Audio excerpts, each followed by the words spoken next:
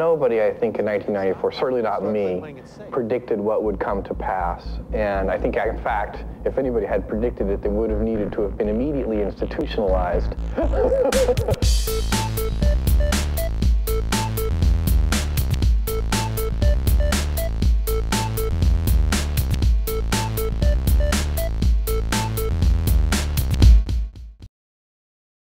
Mall of America attracts more than 40 million visitors a year, more than any other mall, let alone a mall, more than any other destination in the country. So with the mix of retail and entertainment, we've really become a destination. Mall of America is 4.2 million square feet. To give you an idea of how big that is, 32 Boeing 747s would fit in this building. 24,000 school buses would fit in the building. We're more than a mall, we're a destination. Clicks and bricks. The new way of shopping, online, versus the traditional way of going to brick and mortar stores on the corner. Mall of America is the largest enclosed retail and entertainment complex in the United States, with over 500 shops and dozens of restaurants, kiosks, and attractions to keep shoppers entertained. Amazon.com is arguably the largest online distributor of goods in the world, moving millions of products each month from central warehouse locations all over the globe. Each is a kind of response to the other. Amazon wanted to provide a faster, more convenient alternative to shoppers than driving to crowded stores and paying high retail prices. Mall of America, in turn, wanted to give shoppers a richer experience than they could get from other shopping centers or online for the same retail dollar. We have Camp Snoopy, which is the centerpiece of the mall, 7-acre indoor amusement park. We have Underwater Adventures, which is a walk-through aquarium where actually sharks and stingrays, swim right over your head. We have a high school, a college, a doctor's office. We have a wedding chapel where you can get married. So there's really something for everyone, along with over 520 stores. We have Legoland. It's a retail store, and also it's a free place to play, and the kids can buy what they play with right there. And then we have, of course, the Upper East Side on our 4th floor. We have over 9 nightclubs, a state-of-the-art bowling alley, a comedy club in Planet Hollywood, along with 14 movie theaters. By adding a mix of retail, entertainment, and interactive components, we've really changed the face of retail. Now more and more malls, as they open, are becoming more and more like us. Both Mall of America and Amazon are marketing intermediaries, also known as middlemen. Now, you may have heard talk of people wanting to cut out the middleman to save money, but it's not as easy as it sounds. That's because intermediaries assist in getting products from producers to consumers, performing functions such as warehousing, advertising, and transportation. Intermediaries justify their cost by adding value to a product or service. That utility is worth more than you pay for it. For example, Amazon offers time utility in the form of 24/7 online shopping, while Mall of America offers place utility by putting hundreds of stores together in one convenient location. We had to be able to present a mall people were going to find they were going to be able to get around in, they were going to be able to find what they need, and they were going to have fun here. So the user-friendliness was one of the largest challenges. We're 5 minutes from a major international airport. We're easy to get to. Minnesota has no clothing tax, so it's a great place to buy merchandise. Minnesotans and the Midwest, we had more disposable income, and we had fewer options regarding retail space to us here. So it was a prime place, a prime site for a Mall of America. Intermediaries also offer efficiencies, like the way that Amazon puts searchable product information into a single online database, or the way Mall of America advertises its own entertainment events, drawing customers to hundreds of different stores in the process. Over 40 million people come to the Mall of America each year, and of that, about 40% of our traffic are tourists. About 6% of that traffic are international tourists, so they really come from all over the world. This is an all-encompassed destination. They can get an amusement park, they can get shopping, they can get, underwater aquarium, they can get everything in one place. So it's a draw for families, it's a draw for business people when they're in town. People come here, and there's really something for everyone here. We have a very strong international market.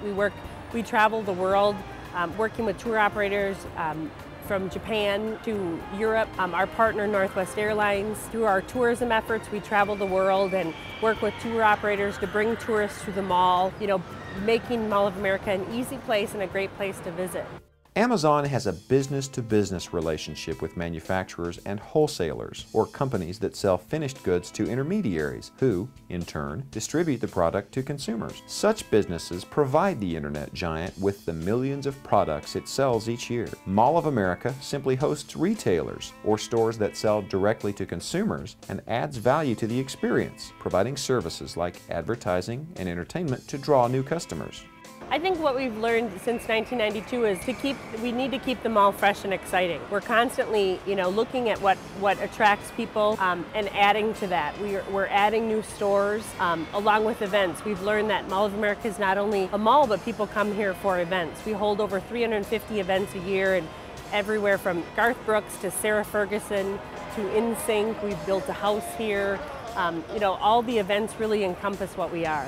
Both employ an intensive distribution strategy, working with as many wholesalers as possible. But whereas Mall of America seeks to compete using the lure of events and activities, sometimes called shoppertainment, Amazon simply seeks to lower prices by increasing distribution efficiencies. To beat the old brick-and-mortar approach, Amazon had to find a way to manage most of the distribution channel. Fortunately for them, they didn't have to manage the entire supply chain, which also includes getting raw materials to the manufacturer of the original products, but they did have to consider every other intermediary function, including storage, shipping, advertising, sales, and more. Amazon had hoped to be a drop shipper that just took orders, passed them on to manufacturers, and collected a fee for the convenience. They'd basically be a broker, bringing buyers and sellers together through a single pipeline. Here you have this technology which allows for infinite shelf space. But Amazon did so well at taking orders that manufacturers couldn't keep up. That meant back orders and unhappy customers. To succeed, Amazon had to become a merchant wholesaler on an unprecedented scale. But all this unforeseen expense kept Amazon from achieving profitability even after years of exponential growth. They built massive warehouses and created sophisticated, high-tech picking and tracking systems to process orders overnight. The speed at which telecommunications networks allow us to pass information back and forth have enabled us to do the real-time work that we keep talking about. This cavernous 600,000 square foot facility outside Reno, Nevada, with 2.7 million items, is one of 7 domestic distribution centers for Amazon.com. If you order 2 or 3 things, this is where we actually put those items together and call it your order. When the order is together, the light goes on automatically. The computer tells us that that order is complete. We put the items into a box and send the box to be taped, labeled, and manifested. Amazon does what's called e-tailing, or retailing over the internet. But some of its fiercest competition now comes not from brick-and-mortar stores, but from its own potential clients. Big manufacturers and producers are getting into the e-tailing business by direct marketing, or selling their wares directly to consumers. They have to support the entire distribution chain, but by creating enough efficiencies, they get to keep the lion's share of the profits. Telemarketing, vending machines, multi-level marketing, and the carts and kiosks you find along the walks at Mall of America also get products directly from producers to consumers with few or no middlemen. But e-tailing is one of the most effective direct marketing methods because of the control it puts in the consumer's hands. This new economy means that the balance of power has shifted toward the consumer. But as revolutionary as internet technology has proven, no innovation has been able to eliminate any of the fundamental functions in the distribution chain that intermediaries serve.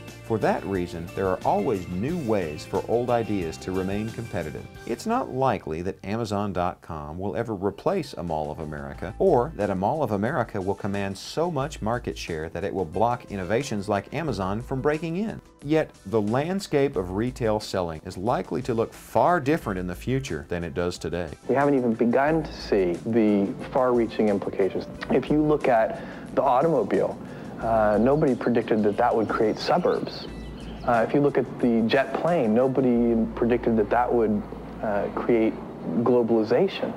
So these secondary effects of these very foundational technologies can be incredibly powerful. I don't think we know yet where the internet is really going to go.